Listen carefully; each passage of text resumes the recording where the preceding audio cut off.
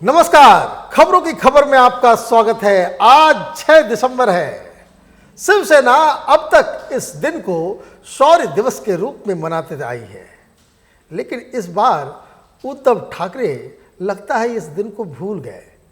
उनकी याददाश्त कमजोर हो गई या फिर ये सत्ता की मोह की वजह से उन्होंने इस दिन को आज लगता है इग्नोर कर दिया, जाने दिया। लेकिन पहले समझते हैं कि ये 6 दिसंबर का महत्व क्या है। शौर्य दिवस क्यों कहा जाता था? वो इसलिए क्योंकि आज के दिन ही बाबरी मस्जिद गिराई गई थी और शिवसेना के संस्थापक और प्रमुख बाला साहब ठाकरे छाती ठोक के कहते थे कि बाबरी मस्जिद जो अयोध्या में गिराई गई वो शिव सैनिकों ने किया, और इस पर वो काफ़ी फक्र करते थे। और इसका महत्व ये है कि भारतीय जनता पार्टी के उस दौरान के लीडर्स, चाहे वो अटल बिहारी वाजपेयी हों या फिर आडवाणी जी हों, ये इसे एक काला दिवस कहते थे। बहुत ही डिफेंसिव पोस्चर्स हुआ करता था इनका। वो कहते थे कि वो नहीं चाहते थे कि बाबरी मस्जिद गिराई जाए, और वो नहीं चाहते थे कि ऐसा कुछ घटना वहाँ पे हो जाए अयोध्या के अंदर में। ये सिर्फ और सिर्फ अकेले बाला साहब ठाकरे थे जो इस बात को बड़े दम और बड़े गर्व के साथ कहते थे कि बाबरी मस्जिद उनके शिव सैनिकों ने गिराई है, और उस पर वो काफ़ी गर्व करते थे। और इसलिए बाला साहब ठाकरे 6 दिसंबर को शौर्य दिवस के रूप में मनाते रहे थे। उद्धव ठाकरे पिछले साल तक शौर्य दिवस को मनाते रहे थे लगातार। शिवसेना इस दिन को जो है, और उस दिन क्या होता था? उस दिन मुंबई में कार्यकर्ताओं का सम्मेलन होता था, गोष्ठियां होती थी। पूरे देश भर में जो शिव सैनिक फैले हुए हैं, चाहे वो यूपी में हो, चाहे पंजाब में हो, बिहार में हो, दिल्ली में हो, पूजा पाठ, प्रभात फेरी, जहाँ जहाँ इनकी शाखा लगती है वहाँ पे सामियाना वगैरह लगा करके वहाँ पे भोजन वगैरह एक सेलिब्रेशन करते थे ये लोग। खबर ये आई है कि बम्बई में कई जगहों में कुछ शिव सैनिकों ने बड़े भोले मन से सामियाना तो लगा दिया, तैयारी तो कर दी, लेकिन वहाँ कोई पहुँचा नहीं, कोई आया नहीं, किसी ने कुछ बताया नहीं। और उद्धव ठाकरे दिन भर इसको लेकर के, शौर्य दिवस को लेकर के ये चुप्पी साधे हुए हैं। और तो और जब भी शौर्य दिवस के दिन ये सामना अखबार जो शिवसेना का मुखपत्र है वो निकला करता था, तो उसमें इसकी चर्चा होती थी। आज सामना अखबार में बाबरी मस्जिद के बारे में कोई जिक्र नहीं है, शौर्य दिवस के बारे में कोई चर्चा नहीं है, ना ही कोई निर्देश दिया गया है। मतलब कि ये बिल्कुल चुप्पी इन्होंने साध ली है। मैं लगातार कहता आ रहा था कि शिवसेना का चाल, चरित्र और चेहरा सब कुछ बदल चुका है, और इस कदर बदला है कि जैसे इसे अब पहचाना भी नहीं जा सकता कि ये वही शिवसेना है जो 6 दिसंबर के दिन बाबरी मस्जिद के ऊपर वो शौर्य दिवस मनाया करती थी। खैर, राजनीति है, मजबूरियां तो होंगी, लेकिन कम से कम आप उद्धव ठाकरे को इतनी तो ग्लानि, इतनी तो कम से कम समझदारी होनी चाहिए कि वो कम से कम ये ऐलान करवा दिए होते कि चूंकि सुप्रीम कोर्ट का फैसला आ गया है, इसलिए अब शौर्य दिवस की कोई ज़रूरत नहीं है, इसलिए हम नहीं मनाएंगे। कोई संदेशा नहीं गया, इसलिए यूपी में जो शिव सैनिक हैं वो उन्होंने शौर्य दिवस मनाया। पंजाब में खबरें आ रही है, कई इलाकों में, पंजाब के कई जगहों पे जो शिव सैनिक हैं उन्होंने इस दिवस को मनाया। पत्रकारों ने पूछा कि भाई महाराष्ट्र में तो मनाया नहीं जा रहा।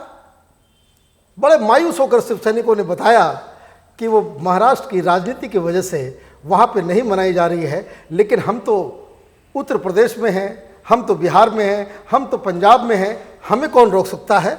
तो कहने का मतलब यह है कि इस मसले के ऊपर शिवसेना जो संगठन है, जो पार्टी है, वो बिल्कुल बीच फाक में टूट चुकी है।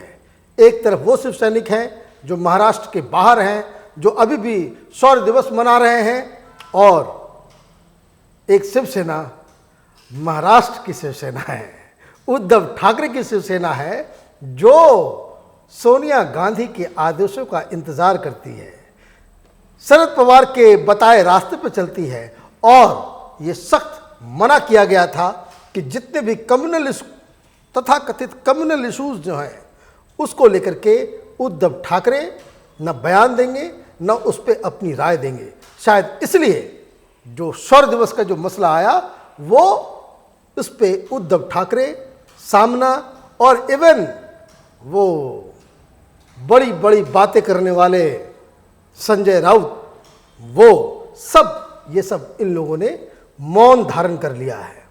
सवाल बहुत ही सिंपल है, राजनीति, सत्ता और ये जो लालच है, क्या उसका यही फलसफा है कि आप जिस वजह से आपकी जो वजूद है, आपका जो एग्जिस्टेंस है, जिस वजह से है, आप सत्ता के लिए, कुर्सी के लिए उसको ही आप बिल्कुल त्याग देंगे? अभी तो ये शुरुआत है, क्योंकि बाबरी मस्जिद के गिराए जाने को शिवसेना अब तक सेलिब्रेट करती आ रही थी। अकेली पॉलिटिकल पार्टी है इस देश की जो इस दिन को शौर्य दिवस के रूप में मनाती रही है। बाकी जितने सारे लोग और भी लोग शौर्य दिवस मनाते हैं वो हिंदुवादी संगठन है, पॉलिटिकल पार्टी नहीं है। लेकिन अब ये इन्होंने अपना फैसला बदल लिया है। लेकिन एक बात ध्यान रहे कि अभी तो सुप्रीम कोर्ट का फैसला आ गया है। कुछ दिनों के बाद राम मंदिर को बनाए जाने की जो कार्रवाई जब शुरू होगी, वहां पे जब सारा कुछ तैयार होगा, जब पूरे देश में जश्न का माहौल होगा, अयोध्या में राम मंदिर बनने के उपलक्ष्य पर शिव सैनिक क्या करेंगे? उद्धव ठाकरे क्या इसी तरह से चुपचाप बैठे रहेंगे? वो बयान, वो बातें बाला साहब ठाकरे जो बड़े गर्व से के साथ कहा करते थे कि इस पूरे राम मंदिर आंदोलन में शिव सैनिकों ने जो बढ़ चढ़कर हिस्सा लिया, उस सबको भुला दिया जाएगा?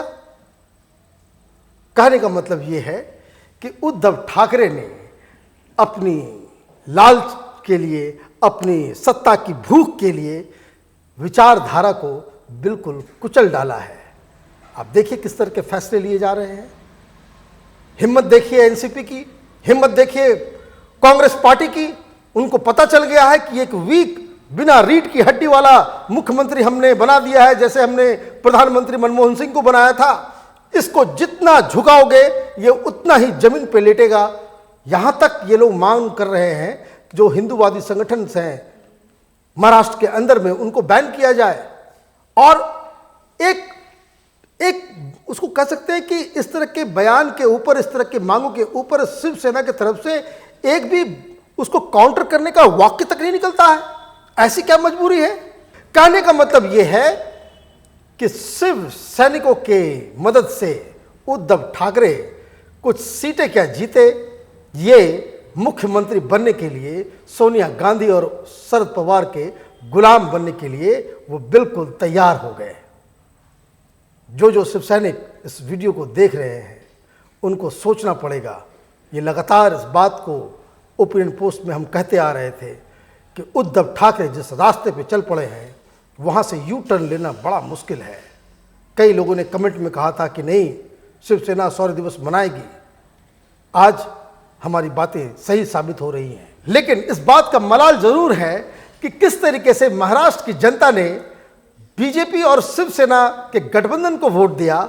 जिस आशा और जिस सोच के साथ उन्होंने शिवसेना के उम्मीदवारों को जिताया था, उद्धव ठाकरे बिल्कुल उसके उलट काम कर रहे हैं।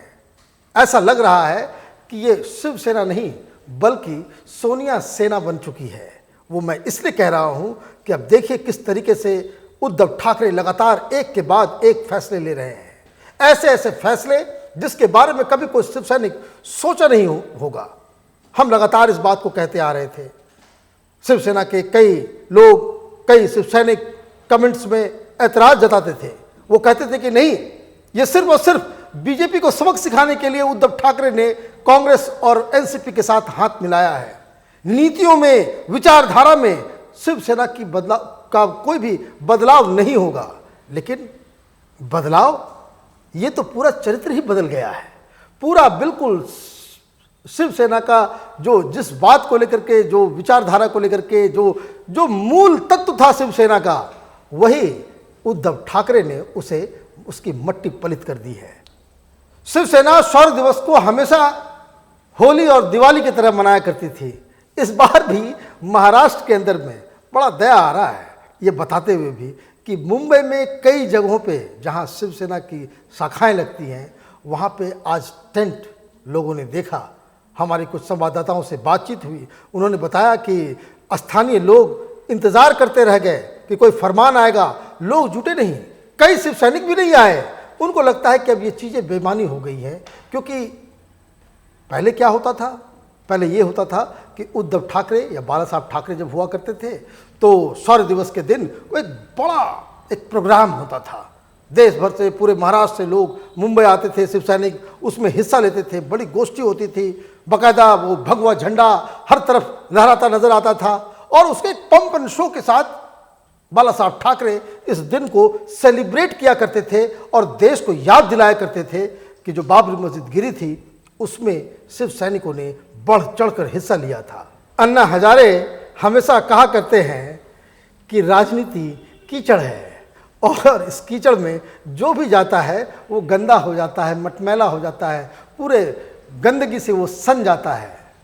उद्धव ठाकरे इस कीचड़ में उतरे नहीं बल्कि उसमें पूरी तरह से डूब चुके हैं। उनके सामने न विचारधारा है, न शिव सैनिकों की कोई आशाओं का कोई अनुमान है, ना ही शिव सैनिकों की नाराज़गी का जरा सा भी इल्म है। इन्हें बस सत्ता, मुख्यमंत्री की कुर्सी, शरद पवार का आदेश और सोनिया गांधी का चेहरा नज़र आ रहा है। ये पूरी तरीके से ये बदल चुके हैं, इसलिए इनसे अब कोई उम्मीद भी करना ये हमारे लिए बेईमानी होगी। आप देखते रहिए ओपिनियन पोस्ट इंडियन टीवी। हमारे वीडियोस को लाइक कीजिए, शेयर कीजिए और हमारे चैनल को सब्सक्राइब कीजिए। धन्यवाद।